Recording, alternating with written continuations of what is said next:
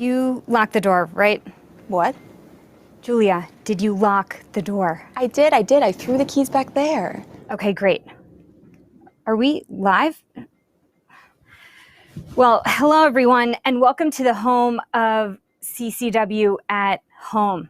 Nope, I'm not saying that. But it's on Michael's cue cards. There will be nothing on those cue cards after I light them on fire.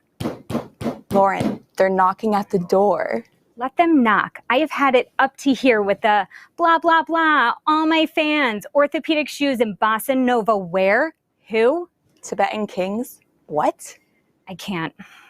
Oh, and that brightest star in the customer contact constellation nonsense? I mean, really? Exactly. Spare me. So we're hijacking the conference. No, we're saving the conference. They're still knocking. Welcome to CCW at home. We're just thrilled to have you with us. I'm Lauren. We met last week if you were here. And with me is Julia Savino, the Master of Cheez-Its and the Countess of Marketing. Before we introduce our next session, shall we give out a prize? Yeah, let's do it. Would you like to do the honors? Tell everyone who won today's surprise. Drum roll, please.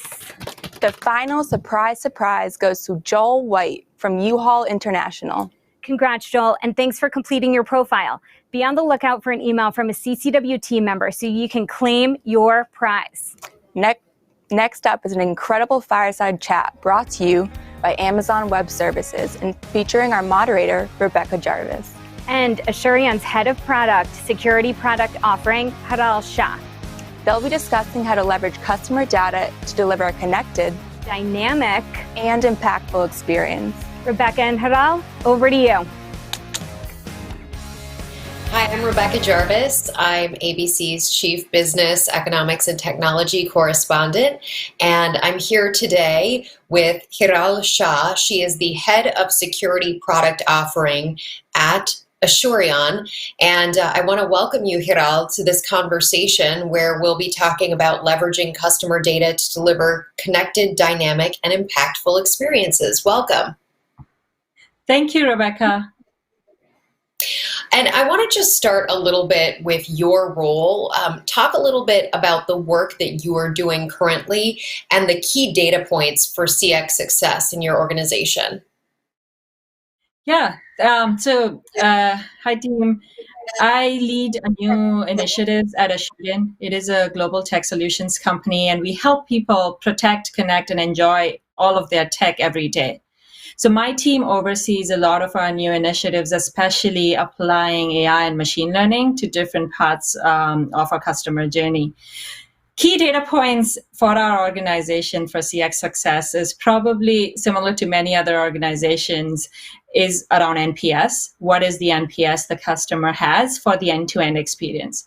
But one of the things we as an organization have done really well at is not just look at the quantitative, but also the qualitative aspect is who is our right customers? What is the customer segments? What is the customer level of effort? As well as what is the engagement we are driving across the experience.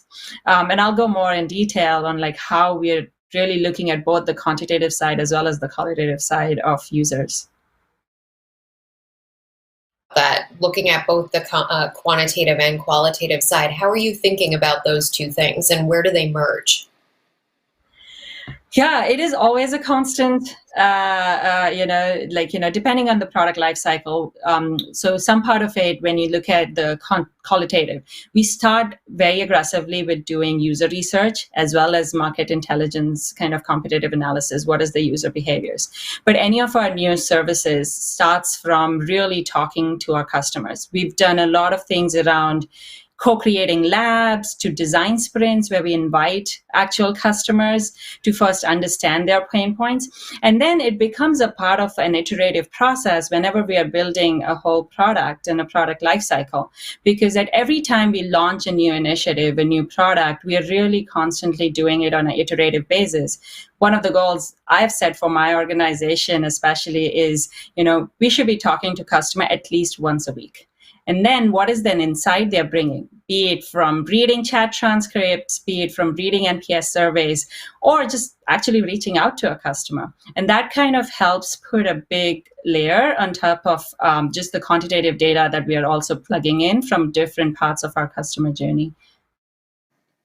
You used a word that I think is so important, integrated, in this whole experience. And I'm certain that a lot of organizations watching right now are accustomed to a very siloed framework where that can be complicated, finding ways to reach the consumer internally when things are so siloed. How do you deal with that customer data dashboarding? What are some tricks that you found in that regard? Yeah, no, that is, we're not unique in that challenge for sure. But we've made really strong strides towards having that integrated experience. And a big thing that starts from is really as a culture change, I would say, for an organization is how you value your customers. And is that the emphasis you really want? A big part of what our organization has done is actually invested a lot in our data organization, both from dashboarding as well as from like the back end understanding the different metrics. What that really helped us do is get experts who connect all different parts of the services. So me as a product person, when I want to understand a part of a customer journey, I'm really asking for data from the data experts on all different aspects. With respect to more specifically, it is a big collaboration between product, marketing, support organizations that has held us to get to these outcomes that we've done. But as far as the dashboarding goes, one of the key things we look at is different channels. So whenever our data is shown, we're showing it in different channels, whether it's chat, voice, digital, all of those. And then how is the customer showing up in different channels?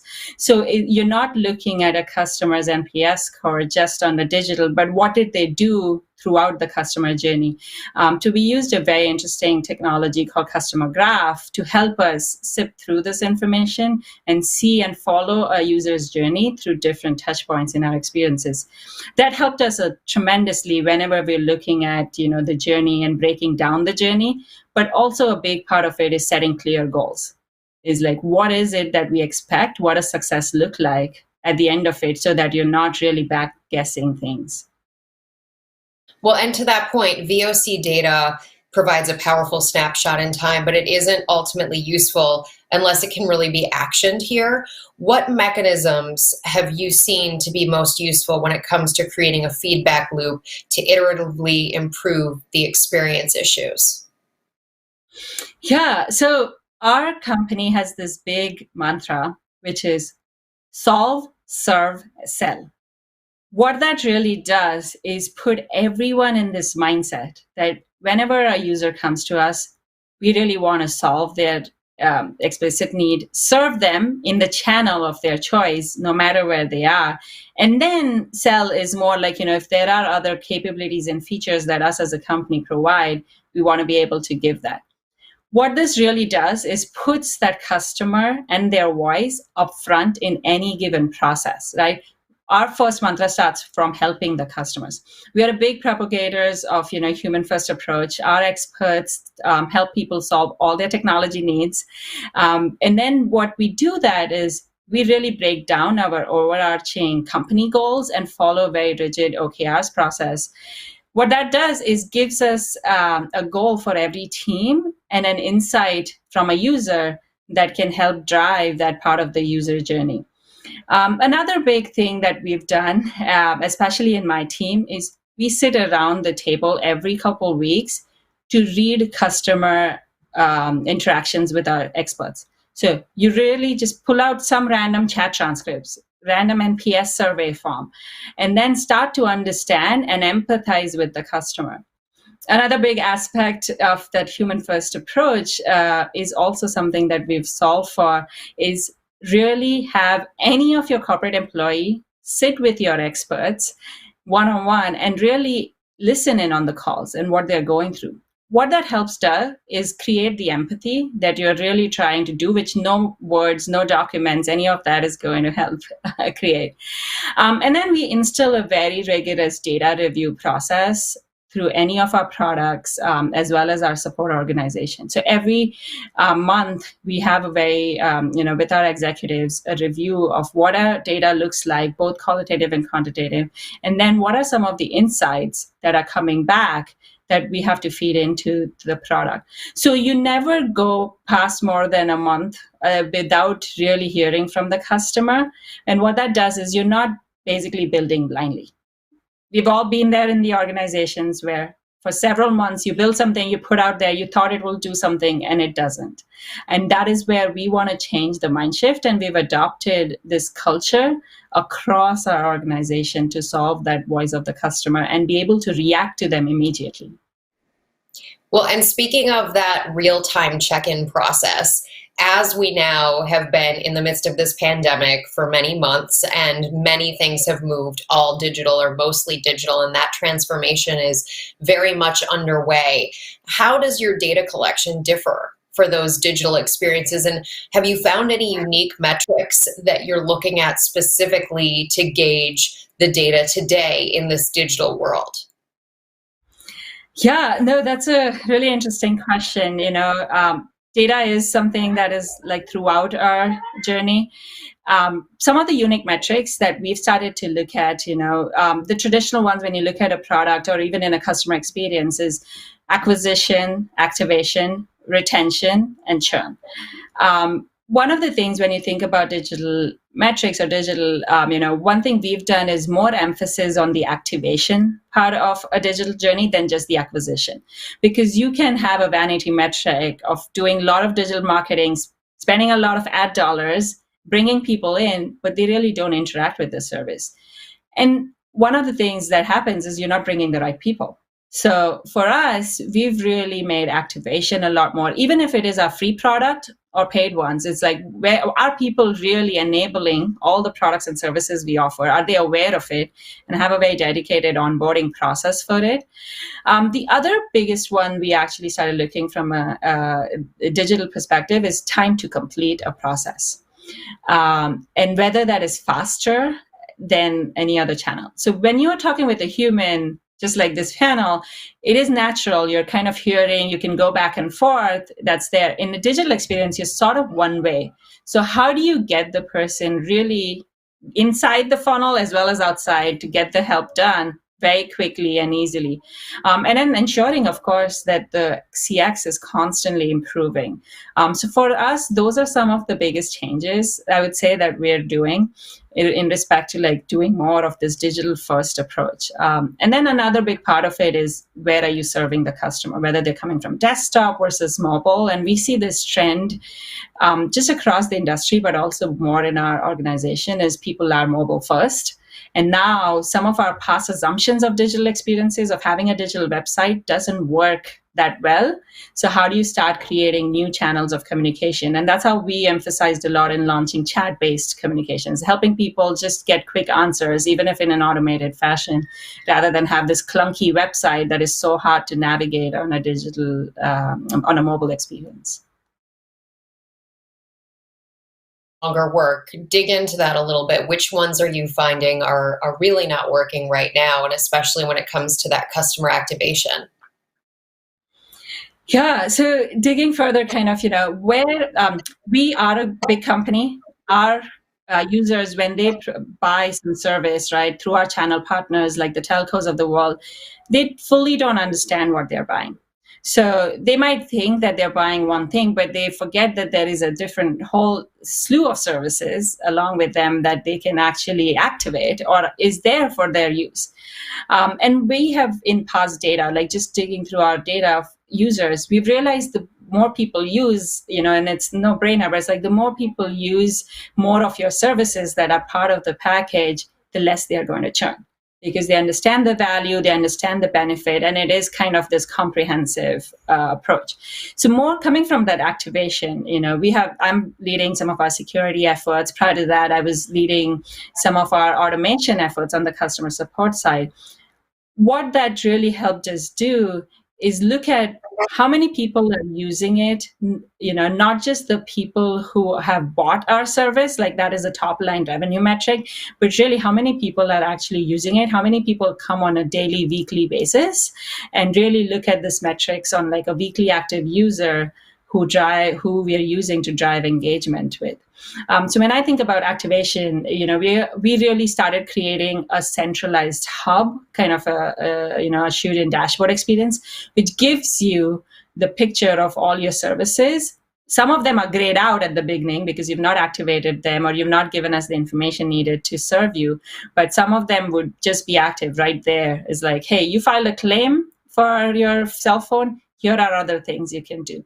So really creating that centralized location to understand the user helped us drive the activation, but also helped us drive the engagement, which comes follow on. And its impact is basically churn reduction as a whole company when you look at it. When it comes to the most important metrics that you're looking at right now, you can look at customer satisfaction, CSAT, obviously, and Net Promoter Score, NPS. Where do you see the highest value metrics, and what's the appropriate mix in your view? Yeah, it depends is the short answer. But because I know a lot of times companies over-rotate on one metric and in the whole process forget about the other metrics. We've been there. We give the NPS survey at times. One of the things we did initially was like, we only give the NPS survey after a person has completed the whole flow or chain. That in itself is biased in how you look at or give or present the NPS survey, right? And that's kind of where we have to offset them with the other metrics that we look at. So for us, we have two kind of ways. We look at NPS more from an end-to-end process perspective, when a user broke their phone to like filing a claim and all of that. But on an everyday engagement perspective, we better look at CSAT and customer satisfaction. And we do that through like a 5-star rating. So our customers, come to us as experts, to solve their technology issues. So let's say you have Zoom issues, you kind of come in, we are tech experts, help solve. We really give them a way to rate that experience, point in time, right there and then. That is something that helped us really get this thing. So you don't have to wait for the whole process of the NPS to complete, but you start getting your metrics on there. The other big area that we kind of actually also put on our dashboard that we couldn't touch upon was this customer level of effort concept, which is coming up as a new thing. But a lot of that surprises a lot of our internal stakeholders because Chloe, as we call it as short form, is less. Even if, one of the times when I was saying we introduced the chat channel, which is fully automated, a lot of the perception was like the time taken will be a lot longer because our humans are more efficient, are going to be better at solving and all. But the reality was the perceived level of effort for a user was much less, even though the actual time at hand was the similar. It took 10 minutes to finish in this experience versus a human, it was the same. But people really felt that it was fast, quick, and easy. So that is something that kind of we feed back into our customer satisfaction as one of the things is like time people took, the level, the number of steps they have to take. And in order to augment that, we actually use a couple of tools that do screen recordings of users' journey on your digital experiences, tools like Full Story. That also helps where are the parts of the site that people are clicking a lot at, and where are the parts where people are struggling. What are the pages that people are spending more time on and struggling and not getting into it? So it helps you to break down your NPS to even a more finer, granular level from a page-by-page perspective. And that's something that has helped us tremendously in finding out the correct metrics to look at what time of a user journey, rather than it being a very whole statement that we look at it. But NPS is something that is constantly tracked as our like top line, but is what does it compose of is something that we kind of keep digging into. When it comes to this moment, you can absolutely appreciate this idea of the real-time analysis that you and your team are constantly doing. I wonder how you balance that in the bigger picture sense with the longer term trends and how you gauge those real-time takeaways versus playing it out over time to see what the bigger picture delivers for you. Yeah, it's a great question. So we have a dedicated kind of two teams. One is a competitive intelligence team, and what they do is not just look at our competition or look at the trends, but they are constantly doing a lot of quantitative surveys, which are large scale, to understand how users' needs have evolved and who are our target segments that we should serve to. And then we marry that to our qualitative research team. We call it like our user research team, in doing these big picture kind of things, which are more trends, right? Like you're seeing now, people are living, people are moving out of cities, people are consuming data in a lot of different fashion. And we go out with specific problem statements to them, which are not point in time on an everyday basis on a product we're building, but they are more towards what are some of the emerging needs that are coming out of the broader changes, and how do we then go about solve?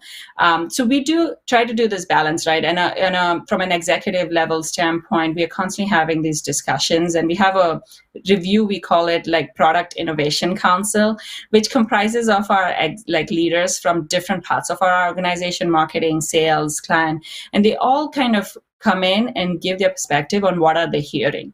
So the marketing team probably is coming and saying, what is the ground level? What is some of this survey data that we looked at? And what are some of the trends that others have done?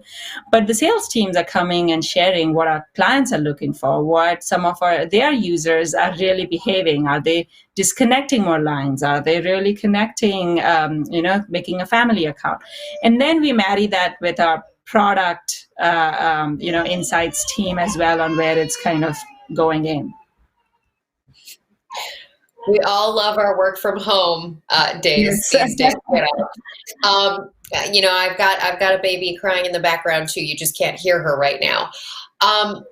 But the final piece of all of this is the delivery of information to the C-suite. C-suite usually wants that upfront, direct approach.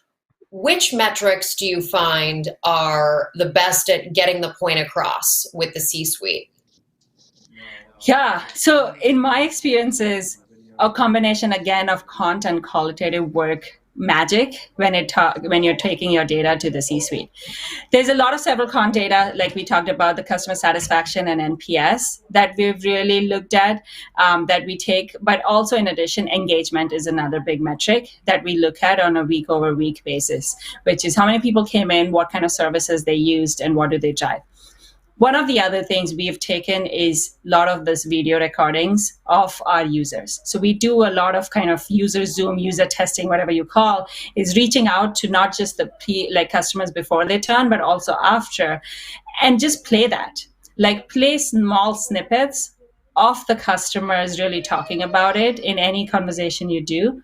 What that does is really gives the empathy that and makes the execs relate to the emotional journey. And that is what is kind of needed to put themselves in the customer's shoes. A simple summary view of what users are talking about, is be it quotes or actual videos, have helped us communicate the point you're trying to make in terms of what is some of the things we're doing. Besides that, like the standard metrics for our C-suite is really, revenue, of course, right? How many more users are buying, but they're really more interested in the churn metrics, which is where the NPS is related to and tied to, is how many users are churning, what are the reasons they're churning for, and is there something we can do for them, is something they really care about. So helping us dive into that helps us kind of talk and communicate with our C-suite a lot more in new initiatives. Yeah, especially with those users who have activated, have some degree of loyalty, very useful information to understand there. And then that idea of pulling the data off the page with that qualitative example. Yeah. And for us, like one of the things, if you notice, like the executives want to know the details, like, if you can present them in a form that is consumable and hits the point by one statement or something, it really drives the impact you're looking for. One of the times when I was working on the data and AI machine learning, one of the execs was like, why don't you just tell me what the users are chatting with our support agents for? Like I have no view or insight into it until it trickles, and months later. We built an AI tool that would cluster all the chat transcripts on like a daily basis and just give them a view that says like, hey, top customer trends are XYZ. And that changes the conversation immediately to not talk about resolutions and solutions rather than just focus on the problem. And that helps us really bring that customer's voice of the customer up front and strive for their needs, which has been tremendous in giving Asurion the power that it is at right now. Hiral Shah, thank you so much for taking the time speaking with us. Thank you so much, Rebecca, for having me. And it is exciting. Data is important. And voice of our customer is something I really strive for, and I know our company does as well. So thank you for the opportunity for letting me speak here. Fantastic. Hiral Shah is the head of security product offering for Asurion. Great conversation, Hiral. Well, thank the good Lord we got back in here. We're back. Our coworkers lock us out of our studio. The conference was hijacked, Michael. Oh, well, we just really need better security here at Coe's Coconuts and Christmas Accessories. Well, I found 3 paper clips and, a will to live. And a will to live. Staple gum. Here. Cup of pea soup.